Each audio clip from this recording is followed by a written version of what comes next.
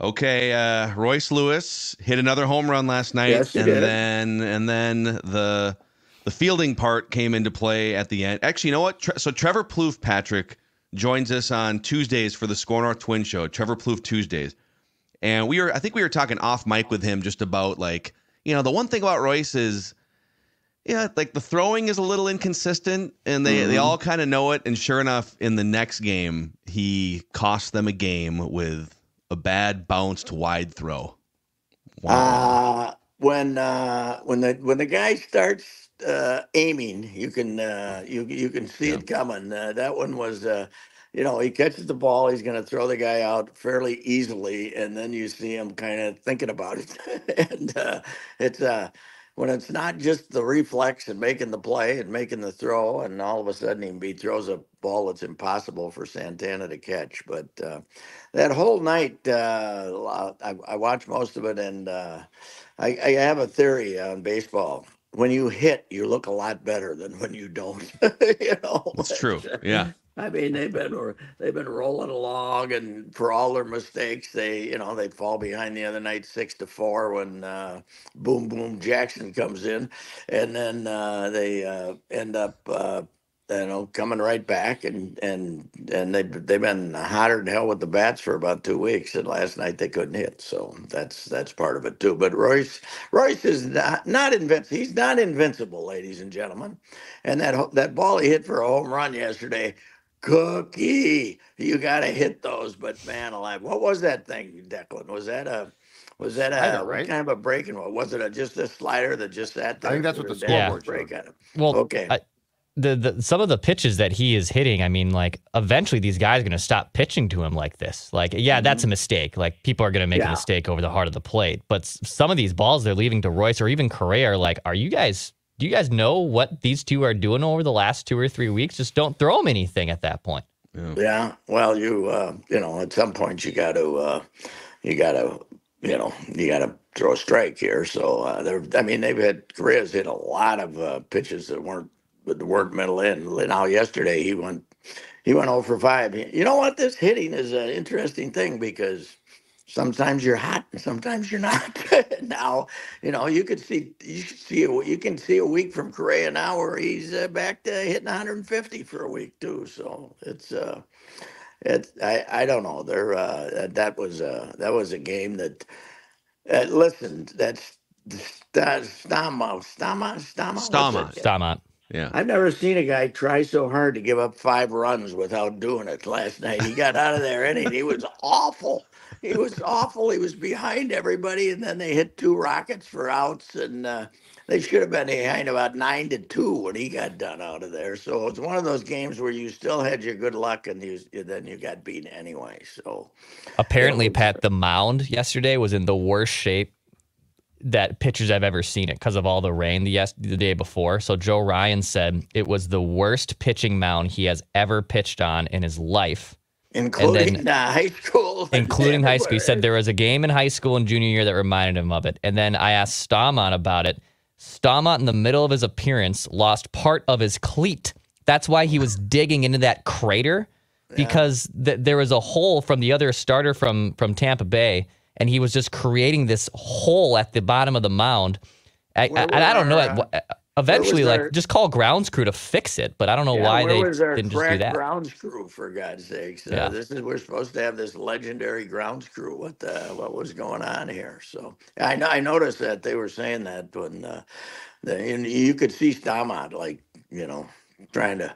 He should have called out the wheelbarrow and said, "Come on, let's go here." Or bring a new cleat. Yeah, I mean, he wasn't pitching with things on the top of his on his front cleat. You get like 6 timeouts, right? I think Yeah. one of them being Ask for burned a to shoe. fix your cleat. Yeah. Yeah, well, also they were out of them by the 6th inning or so. Whispering Pete, they had a lot of early trips, and they were, they didn't have any mound visits left, like the last 3 innings or something like that too last night. So, well, now here's the deal: we're going to play today, right? We're not going to get rained Yeah, out today. I think we're gonna be okay today. Tomorrow they're going to try to play those high school games again, and it's 90% chance of rain, and then 70% chance on Saturday. You know what they're going to end up doing? They're going to declare They're going to declare co-champions. I can smell that coming Oh, from 100 no. miles away. Yeah, something like that. So Can't we find a different field at some they're waiting for openings at Target Field. I guess the Twins go on the road now. So all the high school players wanted to do it, but you should have just gone and played. Go down to Mankato and play in their tent down there. They got a great big Exactly. place, and let's get them played. Come on, let's go here. yeah, Siebert Field. There's plenty of places to go play a baseball game. Well, if it's not raining. Anyway, bad loss once in a while. Okay, here's my question. Do they have the guts? Do they have the guts after today's game to release Kyle Farmer and bring up Brooks Lee for the road trip? Brooks Lee is red hot. Yeah. And, they could put him in at second base, and Willie can go around and play and anywhere. Super utility Willie again. Willie's been hitting like crazy the last month. Yeah, you got to play Willie, and there's room to play Willie, but do they have the guts to gas Farmer? Because he's worthless. Okay. He's worthless. He's worthless. I agree. Hitting And here's I'm 190. siding with Pat here. What is the Still funny. What is the hesitation to say goodbye to a 30-something sort of journeyman utility player? Who hasn't done one thing to help you all year? Except for he had something to do with the sausages. So And the clubhouse vibes. Yeah, right. Yeah, and we bleep canned the sausages. Thank God. Right now, of course, it takes it's like a Prince concert in there when they hit a home run. Now, I mean, it's they got to get him all dressed up and then go. I don't know. I liked them when they slapped hands, and that was good enough. What was the team that did the shopping cart thing? Wasn't there? Boston. Was it the Boston? It was the Red Sox. You jump in the shopping cart and they roll you down. Who started this? Where did it start? Where was the first? Where was the what? We were in. Well, we've had the seed showers before, where you run through and everyone showers you with seeds. But I mean, this is about year 7 or 8 now around the league, isn't it? The teams have been doing this. The team that got dressed up with the sword and somebody almost got killed and a lot. Come on, what? Let's have a little dignity here. Was this the Braves with Donaldson for the bringer of rain thing and the umbrella? They would do the bringer. They would throw the gum on him and and stuff. This sort of like props though, like we're talking about, like you bring in props. So. Seeds are spontaneous, right? What do you think that guy's doing without baseball? They're not to go out there. I mean, what's he doing? I mean, Nothing he's got. Say would be creative discussion. I mean, what? Because this guy is the most intense player I've ever seen in my life. Goofy. I don't know what. I wonder what he's doing without the game. I feel like he's gonna pop up with a podcast or something, right? Don't you think he's gonna? He's got things to say. I got to think you're gonna see Josh Donaldson uncensored on iHeartRadio or something ridiculous. Yeah, this is first year out, right? This is the first year he hasn't played. So anyway, Kyle, it was a slice, but see you later. Let's do something here. It shouldn't be. It really shouldn't be that agonizing at this point. How do you think Eddie Julian's attitude's going to be though when Brooks Lee's the first left-handed hitting infielder that gets called up and not him? He hasn't been hitting, by the way, and the Saints have been killing it without much help from him. So plus Brooks Lee's going to have to. He's a better athlete, so. It's let's do it here. Come on, let's see. Last night he had 3 doubles, I believe. Yep. And grand slam a couple days ago. He can run, and he's let's go here. Come on, it's a little more life here. So Pat, Declan, you caught this on Greeny's radio show. Why don't you ask it? Bob Costas was on Greeny's radio show talking about Willie Mays, and they posed a question, Dex. Yeah, they asked him, Pat, who, with Willie Mays now passed away, who is the best living baseball player of all time now? Ooh. Are we counting Barry Bonds and Roger Clemens? They counted Bonds and Clemens. Even A-Rod got thrown into there too. Hembo threw, even though the longevity is small. What's the legacy of Sandy Koufax? Because he's somewhat part of the era, the Willie Mays era. Like guys from that era too. He's still alive. I would say Ken Griffey Jr. Yeah, that came That up. would be my say. He was fantastic, and he did not. Now Barry, a young Barry, the sleek Barry, the Pittsburgh Barry was pretty damn good. I think the hitting production after the steroids was phenomenal for Barry, but he wasn't the athlete that he was. When he was a kid, he was something before he decided, yeah, okay, if McGuire can look like that, I can look like that and hit even more home runs. But I would say Junior would be my guy. For all around. Yeah. Yeah. I'll throw Ricky Henderson into the Yeah, conversation. he's close. He's close. But you know what, Ricky'd agree with you. But In the third person.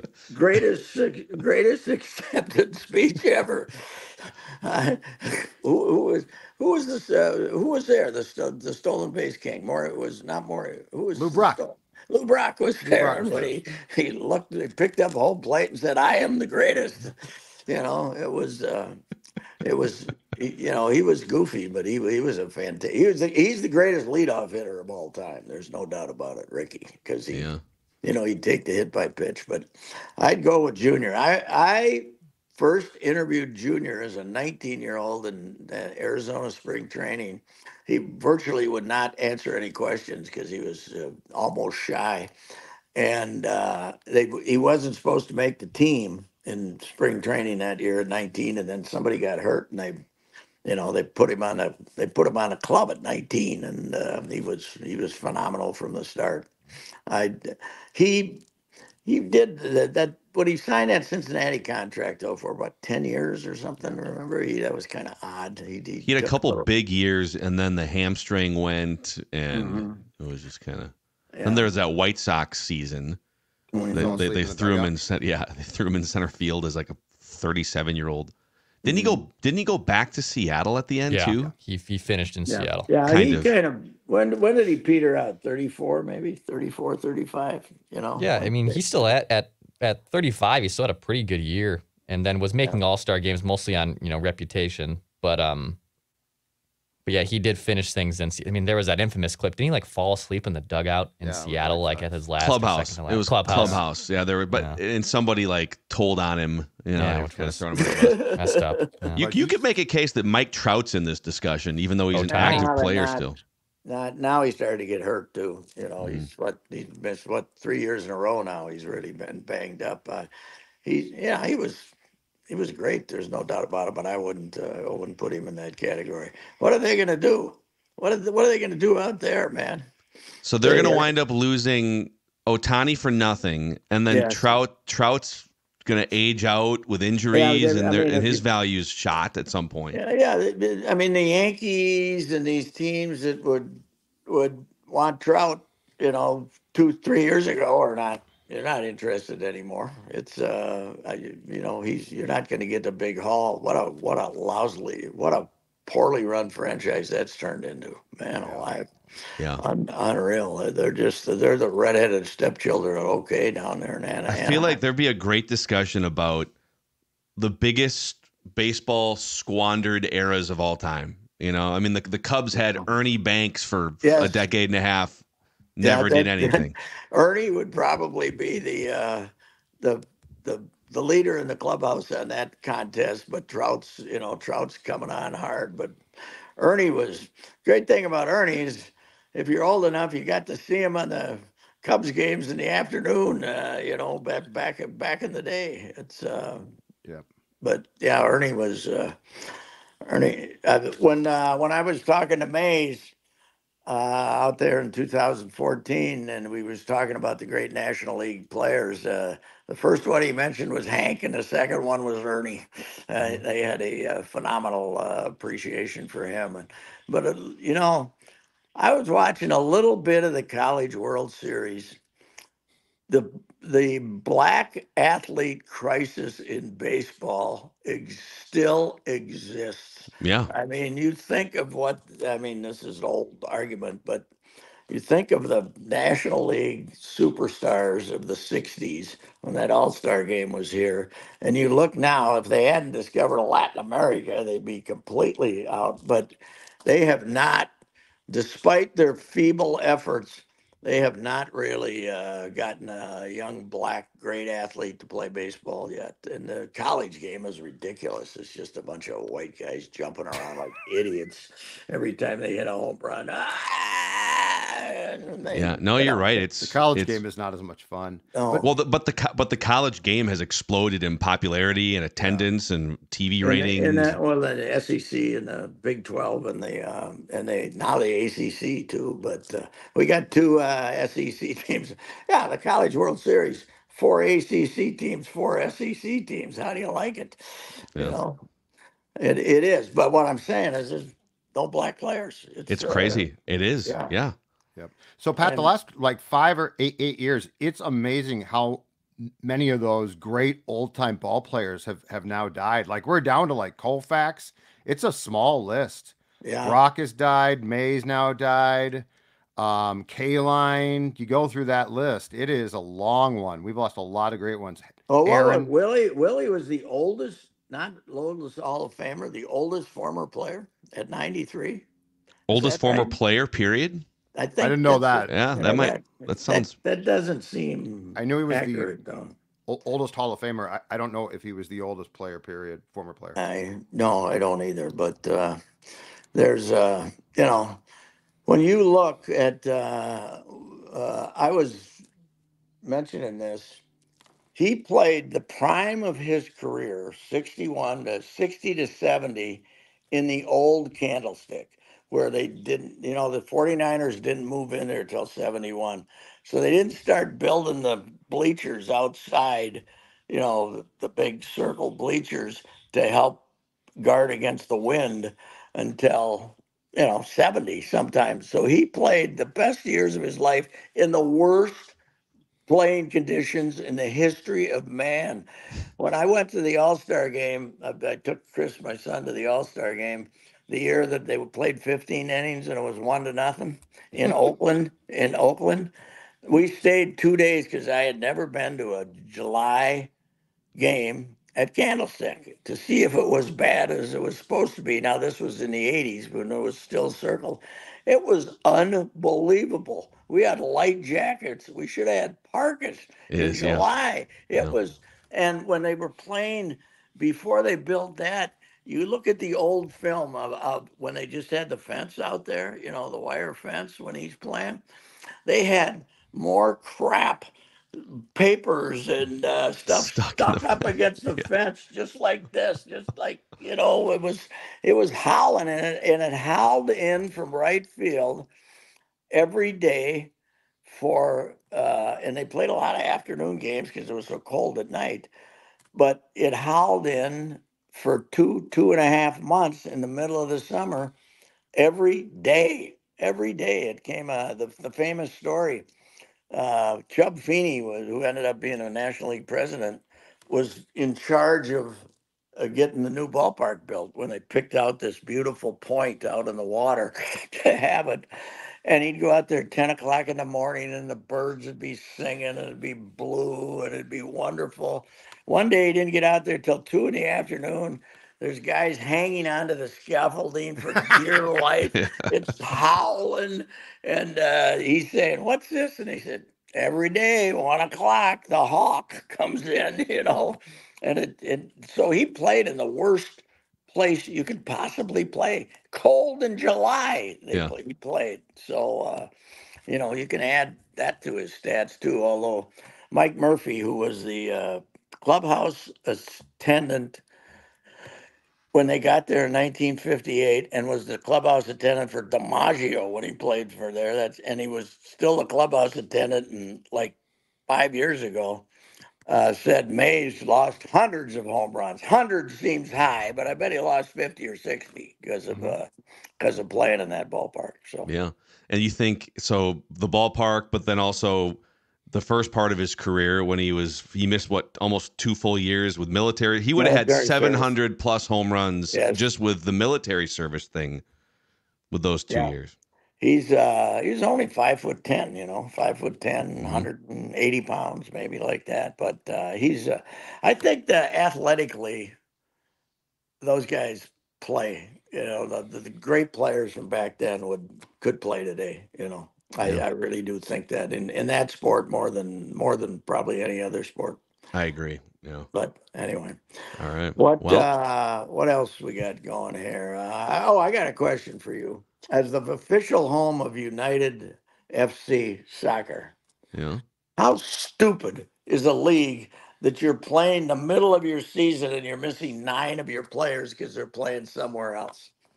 It's unbelievable. We were great. We were rolling. We were beating everybody. Now they've lost a bunch of games because they don't have their team. And this isn't the World Cup. This is just a bunch of screwing around. Why is this accepted? I don't know. If you sign a contract with me, you're playing for me. Yeah, I don't know that MLS has that kind of leverage. Clearly, it doesn't. But it's not. I would not start exactly that. the NFL or the NBA worldwide. The goalie got to go to Canada. No, you don't. You don't. Get to go to Canada for God's sakes. What are they going to do in soccer? Not a damn thing. They might make the World Cup. They're going to get beat the first game out of it. We don't need to give up our goalie to let him go to Canada for God's sakes and play some exhibition game against Afghanistan or somebody. Come on. They're called friendlies, Pat. Just for the record. Stupidest thing ever. Afghans are tough too, Pat. Yes. Yeah. The Afghans are rough. It's a rough game. The weather does not faze them. You know where they're good though? That game where you kick a dead goat all around. They got that game where there's a dead goat and they knock them all over the place, and it's a very popular game over there. What's it called? Do we know? I can't remember. I'm just going to Google the dead goat game Afghanistan. That sounds like a fantasy league opportunity. I'd like to draft players from the dead goat league. Oh yeah, it's okay. Wow. So there's a Wikipedia page. Yeah. It's called Buzkashi. Yeah. Careful when you Google that, kids. Yeah. Yep. And it's the national sport of Afghanistan. It's a traditional sport in which horse-mounted players attempt to place a goat carcass in a goal. Yeah, you guys thought I know my international This is sport. incredible. This is one of your, how is this not an Olympic sport yet? It's the national sport of Afghanistan. That could explain some of their problems, couldn't it? We got to go back and want our little 11-inch black and white TV watching goat game, for God's sake. From Paris. Who can place the goat in the goal? That's coming. Dan Hicks will be on the call. We always play this game of like which NFL players could we convert to the U.S. soccer team and have this. Yes. That's which NBA players would be the best at LeBron would be great. Draymond. Draymond. Yeah. Draymond. Yeah. Rudy Gobert. Yeah. Oh, Draymond would want to be the guy. Draymond would want to be the guy that killed the goat before the game started. It's already dead, Draymond. It's already dead. Yeah, you guys thought I was just BSing here, but we got the dead goat. Kabashi? What is it? Kabashi? Buzkashi. Buzkashi. Yes. I don't want to live in a country where the most popular sport is dead goat. You guys want to go to the game last minute? How do you even know about it? I'm an international. Clearly. Sports, yes. Anyway. All righty. All right, we'll talk to you tomorrow, Pat. See ya, Mr. Buzkashi. See you at the tilt. I'll see you at the yard, sir. Okay, all right. All right, Reusse Unchained, presented by Josh Arnold, investment consultant. Mr. Money Talk.